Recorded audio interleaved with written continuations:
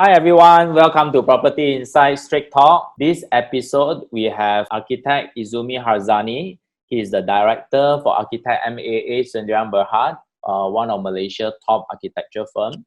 And he is also the immediate past president for Persatuan Architect Malaysia, PAM, as well as the judge for Property Inside Prestigious Developers Award. Welcome to the show, Ezumi. Hi, KK. Thank you for inviting me. Okay. Yes, Izumi, I want to start the discussion with this first question, of course.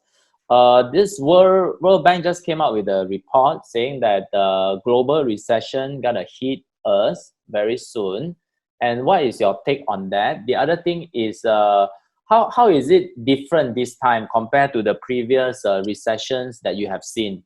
Okay, the previous recession that really gave a big impact to me actually is the Asian financial crisis, 1997 and 1998. Okay, probably I can tell a little bit about that. Okay, that was a major recession where actually I just joined the company, Architect MAA. So we were impacted really much at that time, because at that time we just completed the KLIA, we just completed the KL Central and some of the project, and suddenly I think after it was after the Commonwealth came in 1998, and then the management just announced that everything is bad. I think the company has to cut down. So I just joined the company about 1.5 years, and then they say that sorry, I have to let you go. So I was retrenched. So that was what I really remember. So after that, I have to leave the company, but fortunately, I managed to get another job in one of the multinational company. And then one year later, the same company, Architect MA, called me back. And then I was told that the project that I was doing at that time, Hospital Pusawi, they say the client decided, okay, to continue with the project. Would you like to come back? I said, yes, definitely. So since then, I went back to Architect MA until today. So that crisis actually very much related to economical, financial crisis. So I remember what was done at that time. I think the Prime Minister then told Dr. Mahathir packed the ringgit to 3 ringgit and 80 cents for $1. Yes. And then after that, we managed to recover. Of course, some of the country actually took the IMF fund, but we managed to recover. And with a lot of new projects at that time started by the government. And I remember Putrajaya at that time. So Putrajaya also helped. So in early 2000, more works in Putrajaya were given to the consultant and also the contractors. And in 2008, there was a subprime crisis I think, financial crisis in the United States. Yes. But somehow it has affected our country as well. But it's not as bad as the one in 1997, 1998. Yes. But it's different. Both the recession 98 and 2008 are different from what we are having today. Yes. Today, of course, it started with the overall financial issues. Then after that, with the oil prices start coming down. But with this COVID-19 pandemic, actually, it made the situation worse. So what happened in the previous recession in 2008 and 1998 is very much actually can be negotiated. It can be controlled. It's just about money. It's about money. So as long as you change or you review the policy on money, how to control the money, you adjust the interest rate, you adjust, you control certain parameter, then it can help to recover from that situation. But today, what we are having is a multiple issues. It's not just the oil price. Yes. It's not just about the financial. It is also the virus, the coronavirus, which is out of our hand. We cannot control the coronavirus other than we have to impose the compulsory lockdown, and we need the aggressive measure to fight this virus. So this thing is not easy. It's not many people can predict how are we going to recover. I have seen JP Morgan report saying that in our country, in Malaysia, it is expected that we are going to reach more than 6,000 cases, and there will be peak at that time.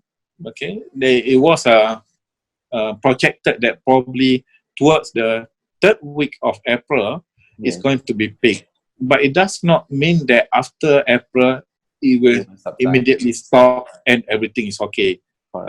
Thing is still going on, okay, but probably more or less just like China, they managed to control it somehow. Then the number of cases start going down. So JP Morgan report said similarly. He says that probably after the third week of April, then the cases in Malaysia probably start to coming down.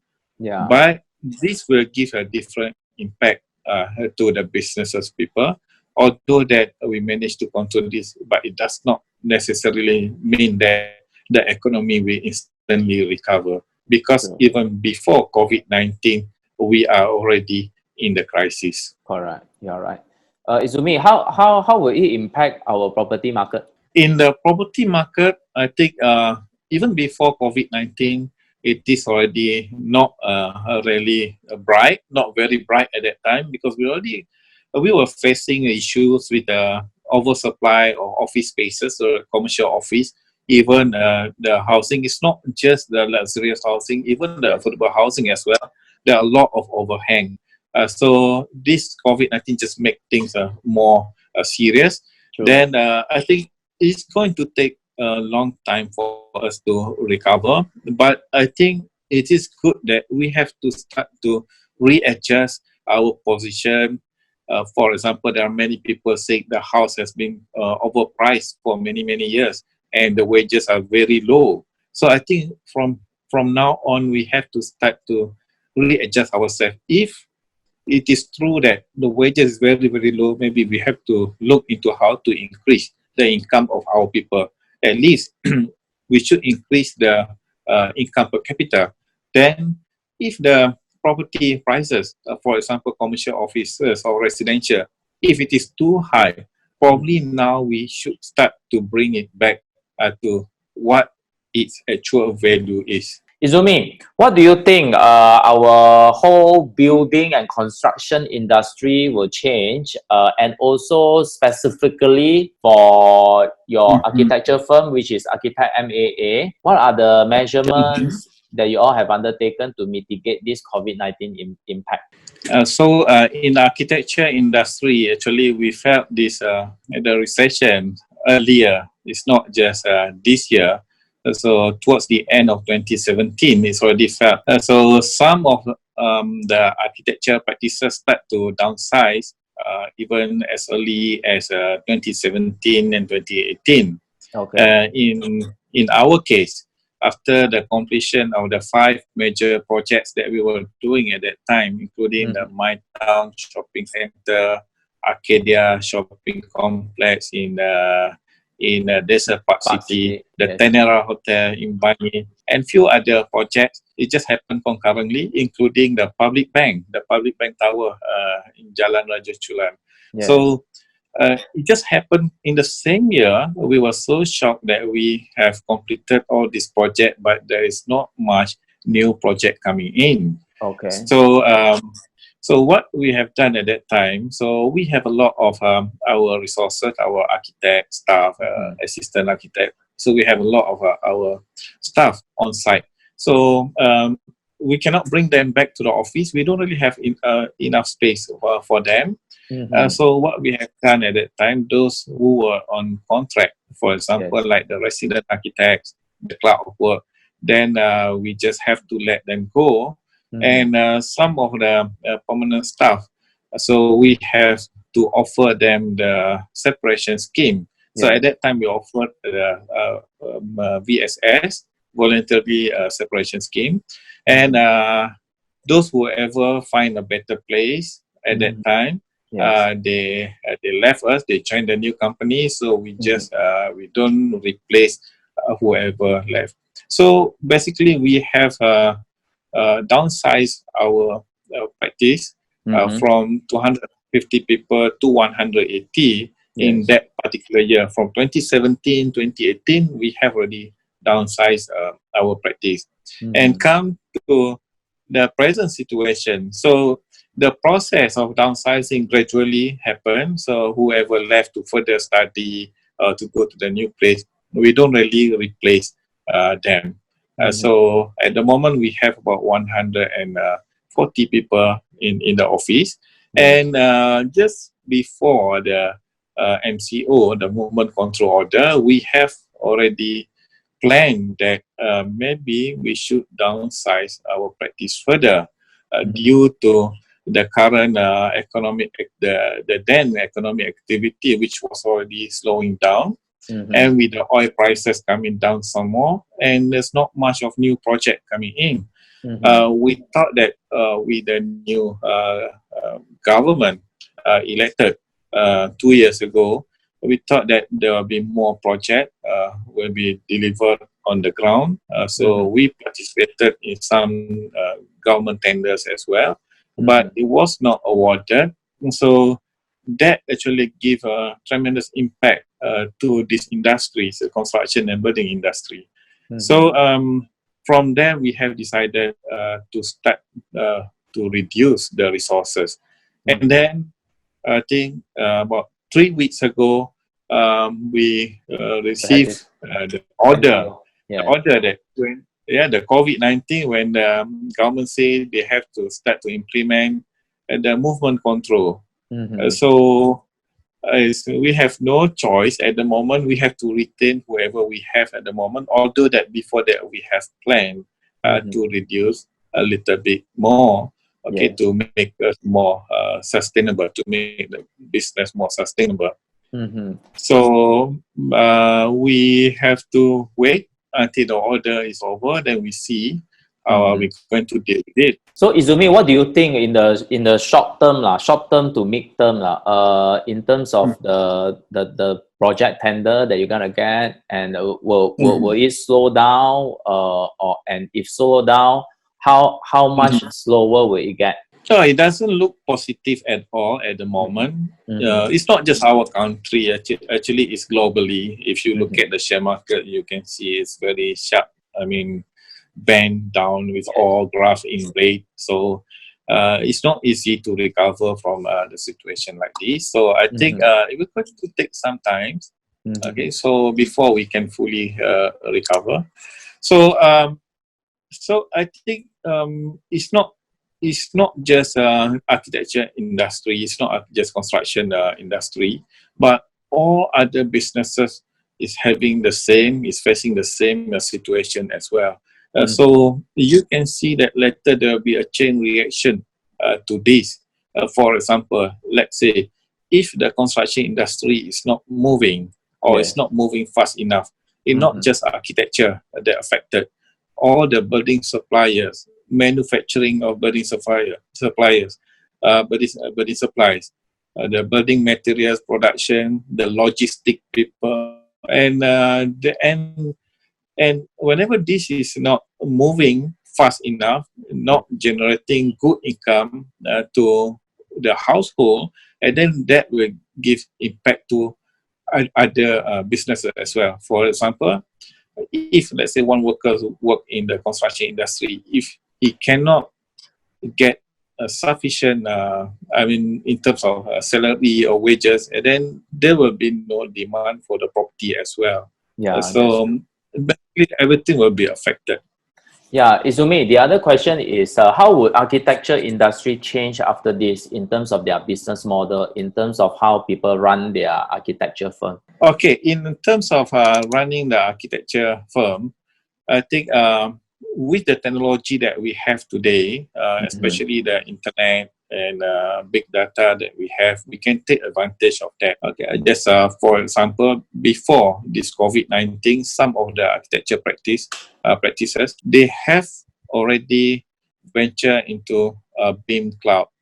So BIM is a building information modeling. Basically, you can construct your building virtually, and then with cloud BIM, basically we can do collaboration virtually. So I can sit in my office, the engineer can sit in their office, all the other consultants can sit in the office, but we can build the model virtually in the cloud so that we will know how the structure of the building and the architecture design of the building, the mechanical, the electrical services, everything will be integrated in this virtual 3D model. And this model later can be used for the physical construction on site. So basically design work can be done virtually without the need to have physical meeting. Yes. So this is going to be the future trend for architecture business. It's just that with this COVID-19, it accelerates that process. Some of the consultants who was reluctant previously to use this technology, I think they are forced to use the technology. So it's not that their CEO, their managing director who changed the business, but maybe the coronavirus changed the business model. So on the positive side, basically the situation now forced everybody to start doing the business online, virtually. So I think the positive move after this is basically people dare to take that challenge. Some of the smaller practices maybe start to see that I have to be very lean. I have to cut all those unnecessary expenses. True. This probably include the rental of office spaces. Some of smaller practices are sole proprietor or single operator or husband and wife consultant. They probably will later operating from their houses. So the impact to the property is that there probably will be less demand in commercial offices. But there's positive side of it. Maybe later there will be more demand to the SOHO, and so on. So I mean that the houses that provide the opportunity for them to operate as offices, I think there will be more demand in that. Izumi, the other thing is, what do you think government could have helped or could have done to your industry? Okay, I think the government has announced that there's some assistance that will be given to the B40 and some to the M40. Yeah. So I think it is a good initiative because I think immediately some of these people who are on the daily wages, they need assistance because like what the government has announced, is some of these people actually they are on the daily wages like Grab driver or even the deliveries, those who work in the construction industry, those who work in the services like the cleaning services and so on, they are on daily wages. So it's very important that for the government to take immediate action to assist them in terms of financial assistance. But at the same time, we have to look at the long-term and mid-term plan as well. For example, some of the SME, they have to probably they have to reduce some of their human resources. So if this happens, they have to retrench some of the workers. So what are these workers going to do? The employees, what are they going to do? It's no point for the government to give money to the SME to continue to pay them if they are not producing any work or they are not productive in the office. Because if the company organization has nothing to do, it's no point to keep on employing, and both parties, the employee and employer, actually do not get any benefit. Understand. So my recommendation is that this is the the golden time for the government to look into this opportunity. So basically, for the government to probably to introduce a scheme to encourage the employees to further study. For example, they can continue in vocational, technical, or even the university level. Continue if they already have the degree, they can continue with master if they already have master, and also in PhD. And some of them can continue to do research in the building product, for example, and research in many other things. The reason why I say this is very important because that research, the university courses and research probably will take 1 or 2 years. So this is just nice time for them, basically to prepare themselves to come back to the industry with the new knowledge and new knowledge and the new skill, new new skill as well. Yes. So this is how actually we can uplift the whole industry. It's not just for this employee, but the whole industry. The employer also will get the staff with a new set of skill. Then our industry will develop further.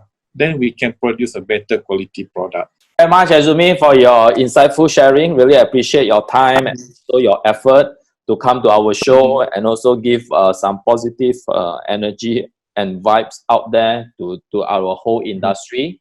In architecture industry, of course, you guys are the frontliner. You guys are the first one to get hit, of course, and hopefully we can seal it through together. Hopefully, overall, our economy can recover at the shortest period of time. Thank you very much again, Ezumi, for all your time. Thank you, KK. All the best. Stay home and work from home. Yeah, you too. Be safe. Thank you. Okay, thank you.